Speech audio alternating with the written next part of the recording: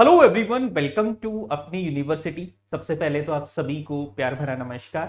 उम्मीद है कि आपकी दिवाली अच्छी रही होगी और दोबारा से हम मैदान में उतर जाएं।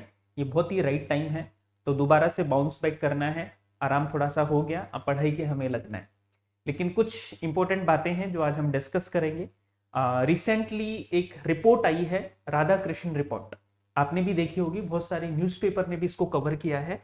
ठीक है, राधा कृष्ण समिति की रिपोर्ट आई है, राधा कृष्ण कमेटी की एक रिपोर्ट आई है।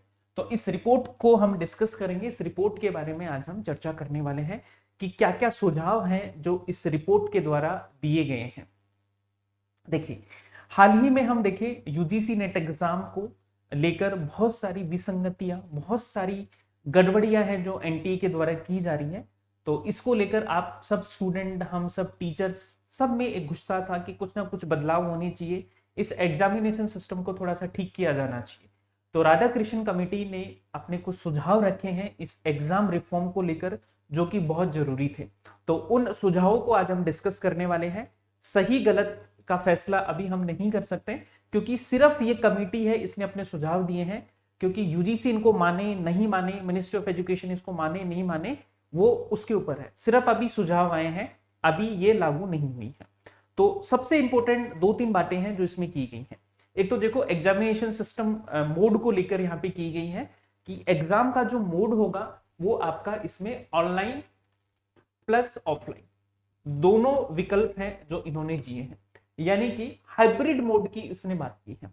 एक तो मोटी मोटी बात इसने ये की है कि भाई, इसने ये बोला कि जहां तक संभव हो एग्जाम्स है वो आप ऑनलाइन ही करवाइए। अगर ऑनलाइन पॉसिबल नहीं है तो आप ऑफलाइन के ऊपर जाओ।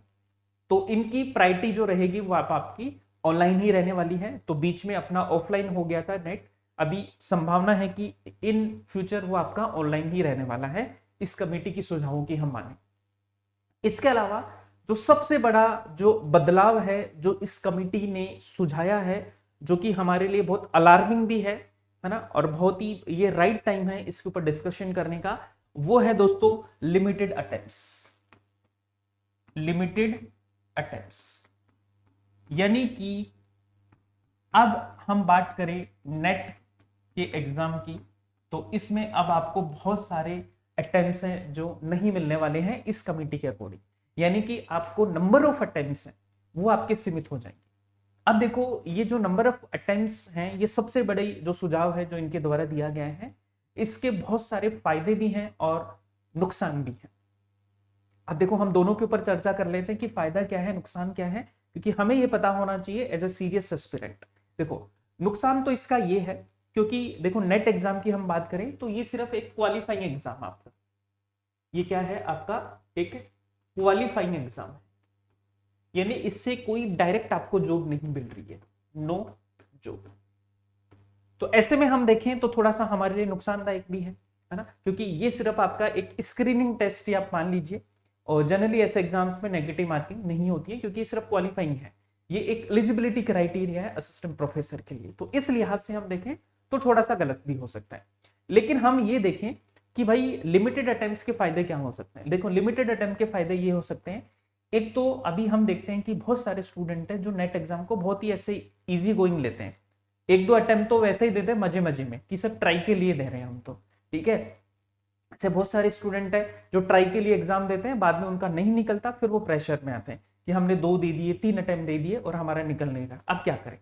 तो एक तो आपके अंदर सीरियसनेस है, वो ये एग्जाम अब होने वाला है, मतलब सीरियसनेस आपके अंदर आ जाएगी अगर लिमिटेड अटेम्प्ट्स हो जाएंगे। जो मुझे सबसे बड़ा इसका फायदा ये लग रहा है कि अब जो स्टूडेंट है, अगर आप नेट का एग्जाम देना चाहते हैं तो आप आपका जो यूजी है और जो पीजी है उसको बहुत अच्छे से पढ़ने वाले हो। अगर आपने यूजी और पीजी अच्छे से पढ़ लिया तो नेट में जाहिर सी बात है कि आपका सिलेक्शन होगा, क्योंकि ये एक ऐसा एग्जाम है जहां पे एकेडमिक एग्जाम है। यानी कि यहाँ पे जीके वगैरह को ज्यादा नहीं आता है ना। आपका पेपर 1 आता है, और पेपर 1 भी ऐसा आता है, ये जनरल नेचर का आता है, जो कि आप आराम से तैयार कर सकते हो 3-4 महीने की तैयारी में। बाकी आपका जो पेपर 2 है वो वही आता है जो आपने यूजी और पीजी में पढ़ा है। तो यूजी और पीजी को हम थोड़ा सा अच्छे से करेंगे, ये इसका एक पॉजिटिव साइड हम देख सकते हैं। एक इसका पॉजिटिव साइड ये है कि जो नॉन सीरियस कैंडिडेट है, ऐसे कैंडिडेट जो मजे मजे के लिए फॉर्म भर देते हैं, बस किसी को दिखाना है कि हम नेट की तैयारी कर रहे हैं, जो भीड़ बढ़ाने वाले स्टूडेंट होंगे वो थोड़े से इसमें कम हो जाएंगे, यानी कि जो सीरियस कैंडिडेट है वही इसमें रहेंगे।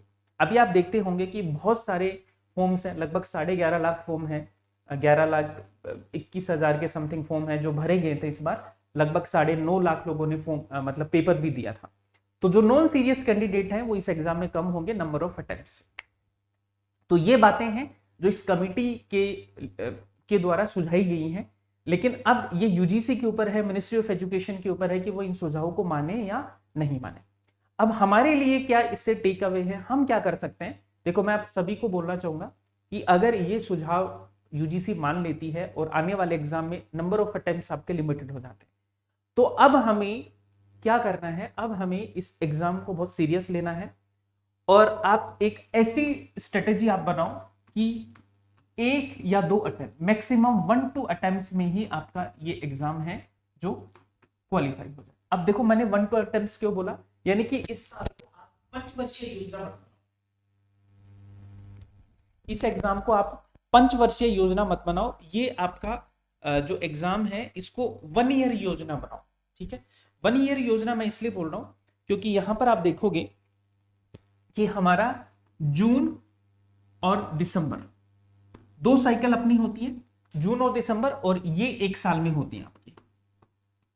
तो 1 साल का आपका प्लान बनाओ कि मुझे 1 साल में तैयारी करनी है और नेट को क्वालिफाई करना है, जीआरएफ क्वालिफाई करना है, ठीक है? 1 2 अटेम्प्ट का आपका टारगेट होना चाहिए जीआरएफ का। यानी कि मैंने जून वाला अटेम्प्ट दिया, ठीक है, हो सकता है कि कुछ गलतियां हमने की तो दिसंबर में निकाल दे। इससे ज्यादा का प्लान आपके पास नहीं होना चाहिए, यानी कि मजे के लिए इस एग्जाम को नहीं देना। अब इस एग्जाम को देना है तो तैयारी करके ही देना है। ये देखो, आज ये कमिटी ने बोला है, हो सकता है कि आने वाले एग्जाम हो उसमें ही ये लागू कर दिया जाए, क्योंकि बदलाव हैं जो निश्चित हैं, जो होने ही है ना? आपने पहले भी देखे होंगे कि बहुत सारी कमेटी है जो बनती है, उनके सुझाव गवर्नमेंट मान लेती है। तो हो सकता है कि इस कमेटी का सुझाव मान ले तो हमारे लिए तो बहुत मुश्किल हो जाएगा कि हम भाई ऐसे मजे मजे के लिए एग्जाम दे रहे हैं और एग्जाम निकला नहीं है और अटेम्प्ट सारे हमारे जा चुके हैं। तो 1 साल का प्लान आपके पास में होना चाहिए, यानी कि कम से कम हम 2 साइकिल दें और हमारा जीआरएफ है वो हो जाए। तो इसकी प्लानिंग आपको अभी से करनी है और इसकी तैयारी आपको अभी से शुरू कर देनी है। अब इसमें 2 तरह के कैंडिडेट है, एक वो है जो पीजी कर रहे हैं अभी या यूजी कर रहे हैं, एक वो है जो अटेम्प्ट दे चुके हैं।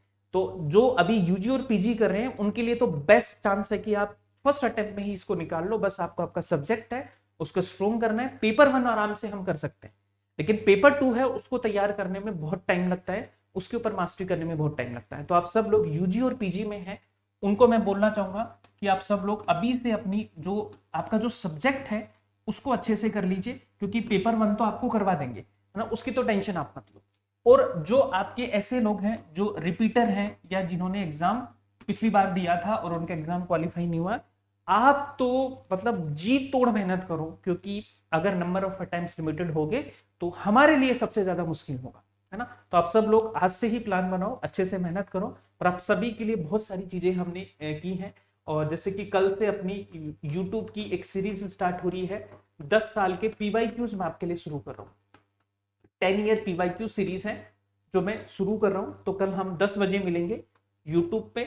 इसके अलावा शाम को 5 बजे आपकी हिस्ट्री की क्लासेस हो रही हैं, और हिस्ट्री की क्लासेस में भी हम पीवाईक्यू सीरीज है वो शुरू कर रहे हैं। ऐसे ही आपके बाकी यूनिट्स भी हम तैयार करवाएंगे, बाकी यूनिट्स के भी पीवाईक्यूज हैं जो आपको करवाए जाएंगे। तो कल से ही हम क्लासेस स्टार्ट करें, आप रेगुलर बेसिस पे क्लासेस लीजिए। इसके अलावा अगर आप हमारे साथ ऐप में पढ़ना चाहते हैं तो ऐप में भी आपके बहुत सारे कोर्सेज हैं जो आ चुके हैं, पेपर 1 और पेपर 2। पेपर 1 का बैच है आपका द्रोण बैच, है ना? इसको आप ज्वाइन कर सकते हैं, जिसमें कंप्लीट पेपर 1 की तैयारी आपको करवाई जाएगी ऑफलाइन और ऑनलाइन मोड पे। ऑफलाइन अगर आप करना चाहते हैं तो हमारे जयपुर सेंटर पर आकर आप तैयारी कर सकते हैं।